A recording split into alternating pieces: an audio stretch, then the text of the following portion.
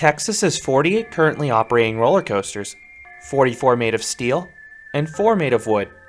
I have had the opportunity to ride almost all of them, and in this video, I will count down my top 25 favorite roller coasters in all of Texas. All of these rides are currently operating, as I have yet to ride a defunct coaster in the Lone Star State.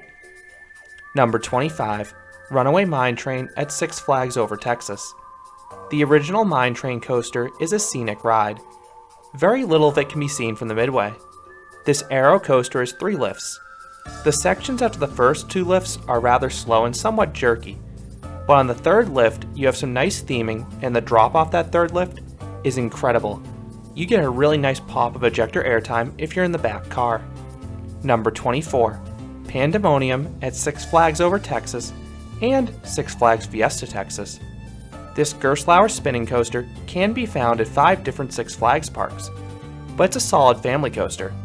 It's smooth, and if you get an off-balance car, you can spin like a top. Most of the ride consists of turns and helixes, but the big drop and bunny hill towards the end of the ride provide a nice contrast. Number 23, Cyclone at Wonderland. This Mylar Wild Mouse coaster has no restraints. That's a really rare thing to see. It feels like you're riding in a bathtub. The ride has no airtime, nor positive Gs, but the laterals are excellent because of the aforementioned lack of restraints. The hairpin turns really throw you about. Number 22, Judge Roy Scream at Six Flags Over Texas. This wood coaster is a tricky ride to find. Its entrance is located under the roadway, and the ride extends outside the park boundaries, but it has 2 hills that stand out. The second hill gives good airtime throughout the train, and the final one is a surprising speed hill in the return run that tries to eject everyone into the stratosphere. You cannot see this hill coming. The ride is sort of bumpy though, especially if you're riding towards the back, but is tolerable. Number 21, Runaway Mountain at Six Flags Over Texas. This indoor coaster is one of the few non-launch coasters that Premier Rides ever built. It's basically a clone of the Windstorm layout produced by several Italian manufacturers, except this one runs more smoothly. Plus, being able to barely see the track helps this ride out. The ride has some sharp turns, and the 4th drop packs a serious wallop. It is ridiculously steep and demonically twisted. Number 20, Mousetrap at Wonderland.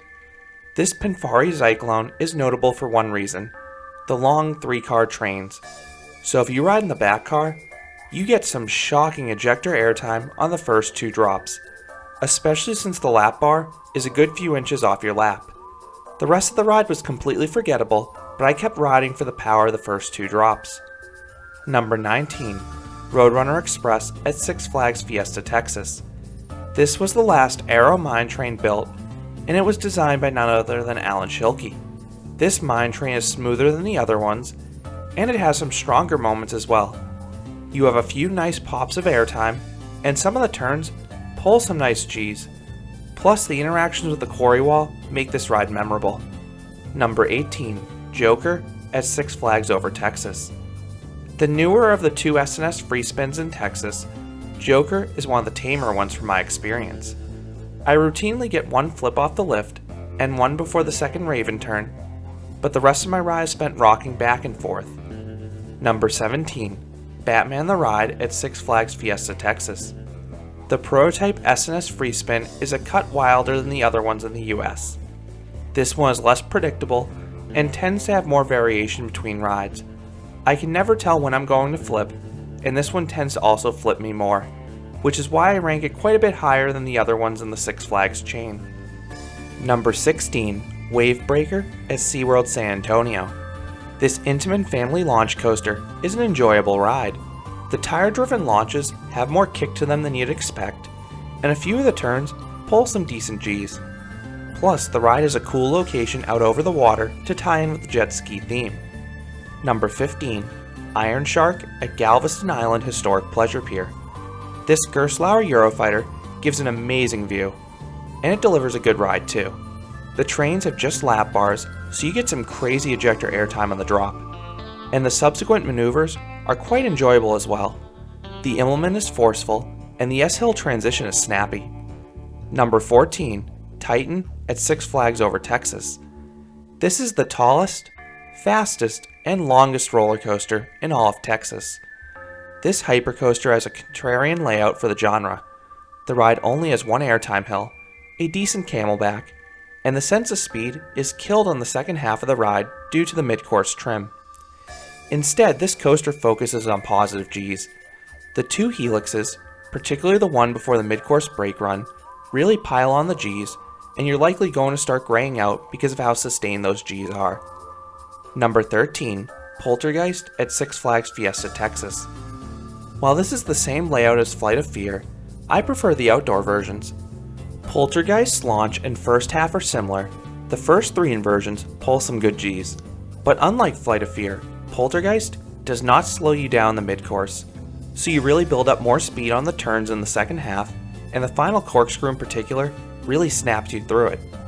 Number 12, Texas Tornado at Wonderland. This roller coaster is bizarre for many reasons. 1, it was the first coaster ever built by Hopkins. 2, the ride was supposedly designed on a napkin. This partially explains the odd appearance of the coaster. The pullouts and the drops are ridiculously sharp, so the positive Gs are absolutely crushing. They're equally as forceful in the two vertical loops as well. The coaster is also much smoother than you'd expect, despite its appearance. Number 11, Batman the Ride clones. The only one actually called Batman the Ride is the one at Six Flags Over Texas. I think that's actually the shakiest of all the Batman inverts, but it's still perfectly rideable and just as forceful as you'd expect. The two in San Antonio run very smoothly though. Great White at SeaWorld San Antonio and Goliath at Six Flags Fiesta, Texas complement the ride lineups at their respective parks perfectly, and I'll never object to riding these coasters. They're some of the best clones out there. Number 10, Switchback at ZDT's amusement park. I still cannot believe that Gravity Group found a way to shoehorn this coaster into this compact park. Switchback is the world's only wooden shuttle coaster, out of necessity. The ride has several near misses with a former grocery store, and has a few good airtime moments as well that you get to experience in both directions. Number 9, Texas Stingray at SeaWorld San Antonio. This GCI feels fast start to finish. It never slows down. The first half has some good airtime, particularly in the first drop if you're in the back row. The second half didn't have as much airtime as I would have liked, but I believe the ride may have been running a bit slower due to cooler temperatures. It was still a super fun ride though, and as smooth as a wood coaster can be. Number 8, Mr. Freeze Reverse Blast at Six Flags Over Texas. This Premier Rides launch coaster may be short, but it is intense.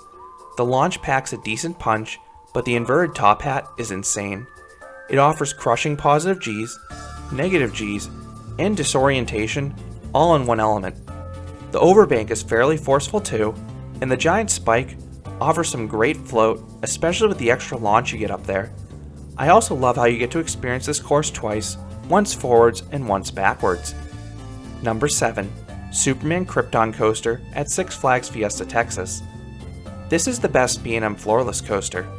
The ride has versions that are decently forceful. The last two corkscrews in particular are extremely snappy, since the mid-course brake run does not slow the train one bit. But what separates this one from the other floorless coasters is that quarry setting. The two drops that twist off the quarry offer some fantastic visuals. Number 6, Steel Eel at SeaWorld San Antonio. This Morgan Mega Coaster has some of the best sustained floater airtime of any coaster.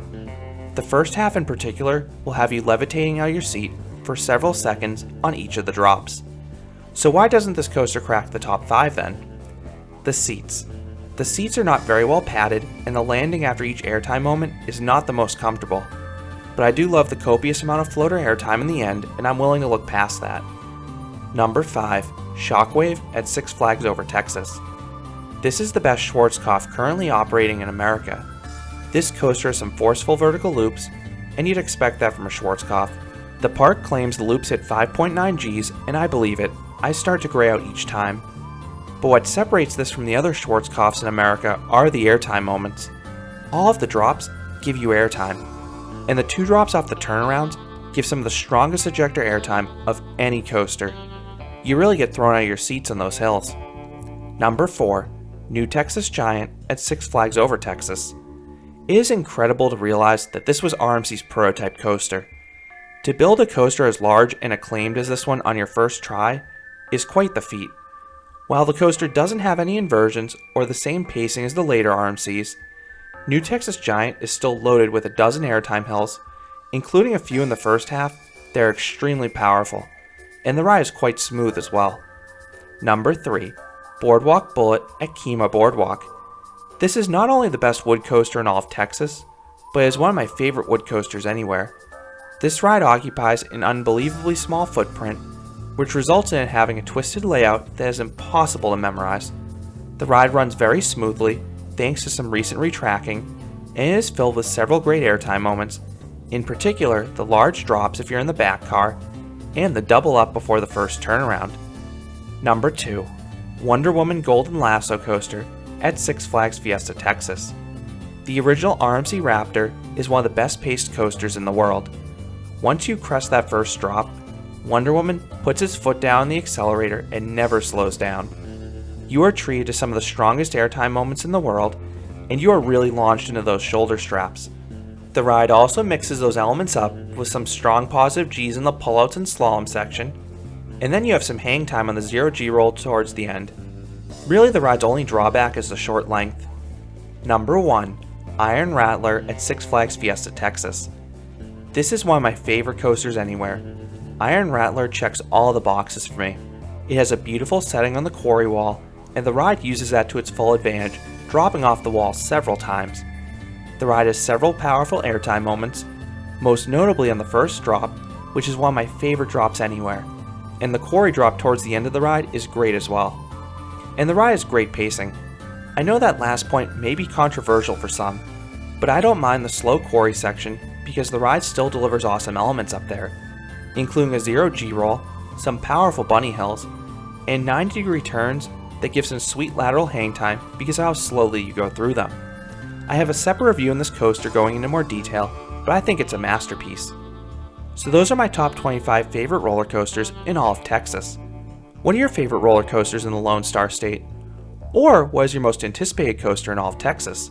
Do you agree with this list? I would love to hear your thoughts down in the comments.